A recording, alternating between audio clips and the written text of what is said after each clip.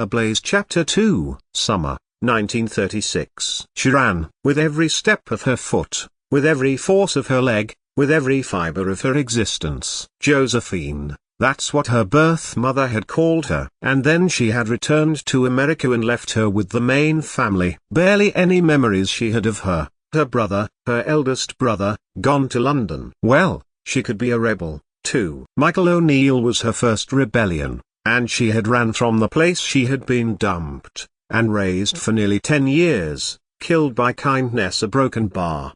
A broken bar number. Not kindness. Killed by mercy, by duty. Of course Margaret had not wanted her. Who would want the child of her husband's former lover? So she was in Berlin robe now, Michael having taken the bullet, because he was not clever enough. Ah yes, he was clever enough to walk past the house at Newtownards, where Joey had found every minute to be outside, ignoring, disobeying Mrs. Maine's shouts for her to come inside. He was, to Josephine Joyce, an escape from the domestic drudgery and physical abuse she suffered at the hands of the woman who ruled the roost at Mount Pleasant. He never noticed her at first, the broad-shouldered Catholic man who would wait on the corner for other young men, heads together as though they were plotting. They were plotting. Joey found out. She had taken her brother's clothes and masqueraded as another person, as Joseph, and they had laughed and joked, knowing full well she was the little brat from the main house. They let her tag along,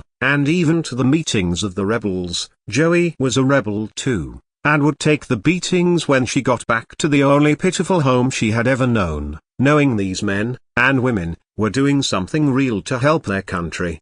Mochira, Michael said to her one day, when he had realized she was no longer a little brat but a young woman with opinions and a body to match. There is someone I would like you to meet. And so, she had sworn loyalty to Ireland, and that she would fight tooth and nail for it. Michael would run the guns and she the messages. Take me with you, Joey had told Michael one night, one of 4 consecutive ones she had been away from Mount Pleasant. 4, while she loved her father dearly, she would never go back there. Even if she had to go to that hated place London to find her other brother. I'd rather starve than go back.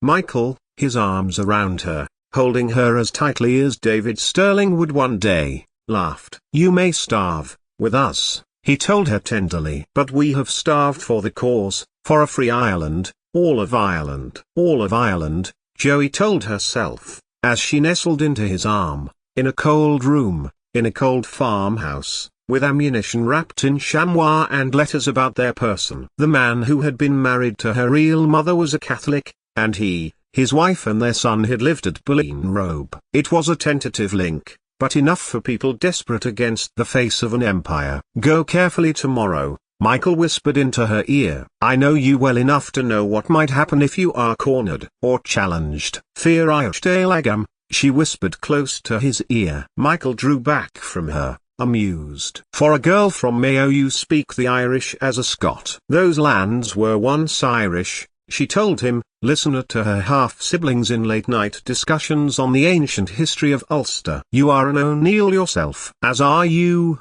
now, he told her. For they had married, before the Cumann Namban leader herself, Ethan Coyle, and sworn she would spend her life sabotaging every British initiative she could. They were going to Mayo that night, to the province of Connacht, where had been born the original Irish sabotage movement, boycott. And was fun, while it lasted. While ships were confounded by false lights off the coast where mail coming inland to Galway was lost and burned. Josephine Joyce had loved her life then, with the community of rebels into which she had run, who had folded round her like a protective shield, until May and Cassie came to the little tavern room and had told her that Michael had been sent on a job with the Republicans of which the Cumann Namban disapproved. He has gone to Westport to bring in explosives, May Verty explained, her hair in tight ringlets, her face gaunt. Joey had been struck by the woman's determined features from the moment she had seen her and heard her speak at a meeting in Newtownards Town Hall. Joey had taken Michael's hand as her excitement had grown, before realizing what she had done. Her love for the man and for women's roles in the Irish Republican movement had enlithified that day, had tangled and merged and formed a bond harder than rock.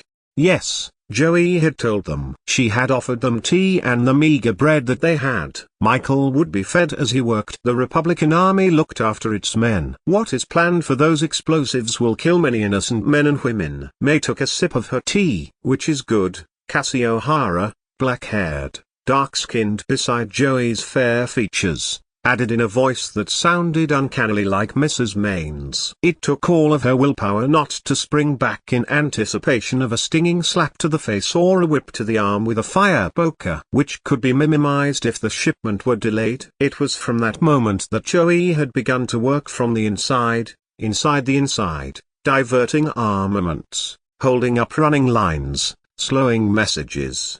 Until the day, not long after Britain had declared war on Germany, that things were about to go wrong. 88,888,888. Spring 1941. Considering how acquisitive the British were over territory, it amused Josephine O'Neill at how squeamish they all were about physical punishment. Captured, her husband dead, Joey considered they should take a leaf out of her adopted mother's book. Margaret Maine was never short of punishment for her even when all she had done was to be alive.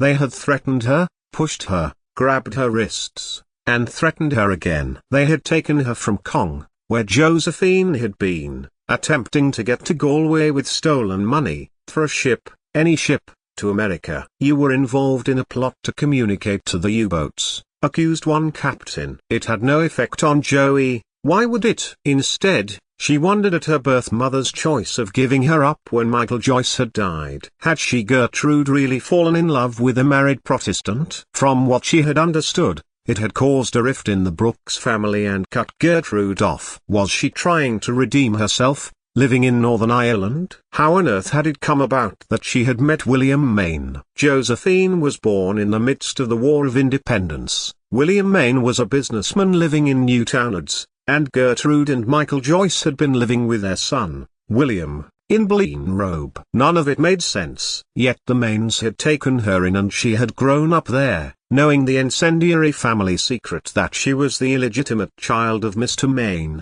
"Answer me!"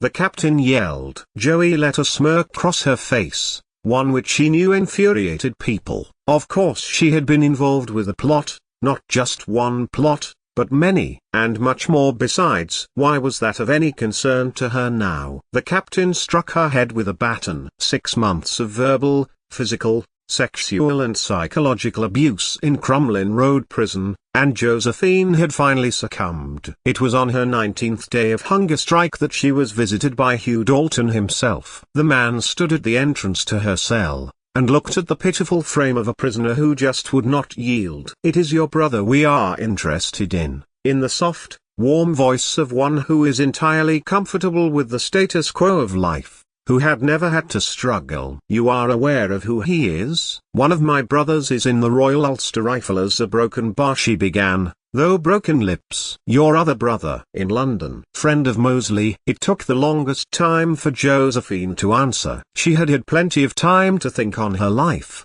and was prepared for it to end, whether by rope, or whether through weakness, by closing her eyes one day and never opening them again.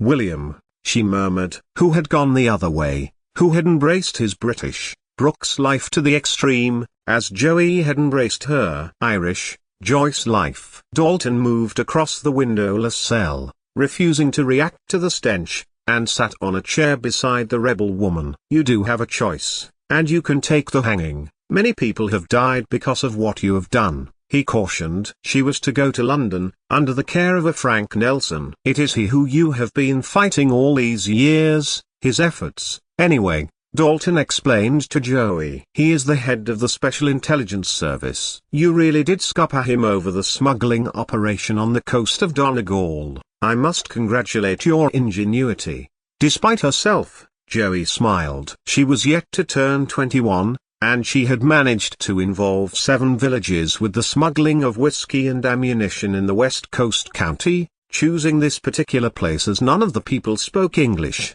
So she agreed. She was to recover, and infiltrate the British Union of Fascists through her connection with her brother. She was to receive training under the new intelligence division called the Special Operations Executive. 6 months later, Josephine was being welcomed in Scotland by William Sterling to his vast estate and eating food raised on the estate and drinking wine bottled when Victoria was on the throne. Nearly a year after Dalton's visit, she was in Europe, disguised as a boy, beside Bill Sterling, disguised as a woman, as he infiltrated a German tank command. Joey had thought she had belonged in the Kimanamban, belonged with Michael, in Blaine robe. But she had trained to work in the SO, trained in subterfuge and disguise, in radio transmissions and using the native population to sabotage the Nazis and disrupt supply lines. And her work, there, her mind far from her turbulent life thus far, felt meaningful,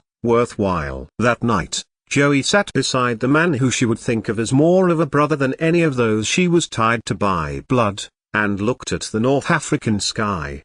"I'm going to ask you to do something that will help your brother," Bill told her, as a fire suddenly burst into being on the horizon. One of their own was responsible. And so operative. "Help William," Joey scoffed. She had spent far too many months in the company of the lascivious Oswald Mosley to do anything to help William. "No, your other brother." He turned to look at her bright face, gaunt still from her hunger strike, but beautiful to him irregardless. "The Germans have my brother, taken him out of Tunisia to take him to a castle in Bavaria. Escape-proof, it is reckoned." "And what's in it for me?" Josephine twinkled. Bill restrained himself, but it took every ounce of strength not to yield. "Dalton will overlook your membership of the Kananamban." "Dalton," Joey scorned, folding her arms, grumpily. "It didn't do you much good, did it?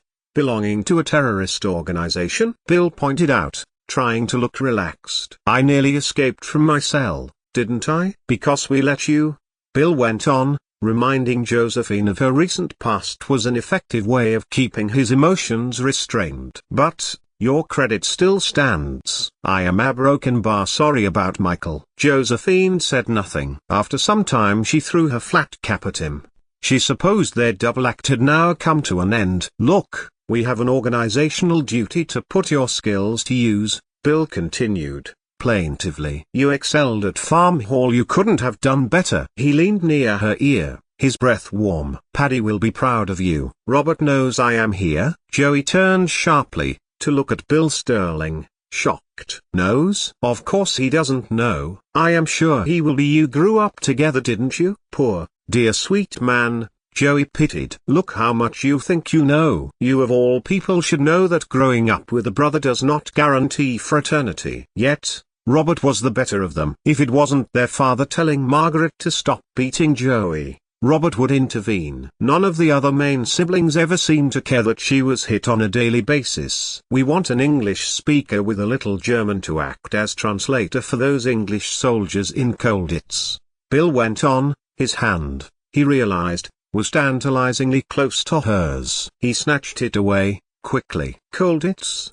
repeated Joey. She had been there, beside William, or not too far away, when he chose Munich to broadcast his radio messages. This, and as an Irish Republican rebel sent from Mosley's bed herself, Joey's existence in the city was unassailable. "The escape-proof castle," Bill Sterling confirmed. He curled a hand gently round Joey's shoulder. "It does mean the end of our double act. The Nazis will just have to put up with third-rate entertainment from now on." "And the Germans will just let me in?" Joey asked, doubtfully. "They will let you in because you are a member of the Kananamban, women Republicans who are even more desperate than the men for freedom and are willing to do more desperate things." The look in her eyes was still that of doubt. "Josephine," Bill said at last, his voice level, slow. "They let you in because of your brother William." "William Joyce." "And my other brother?" "Get mine out, and we will talk."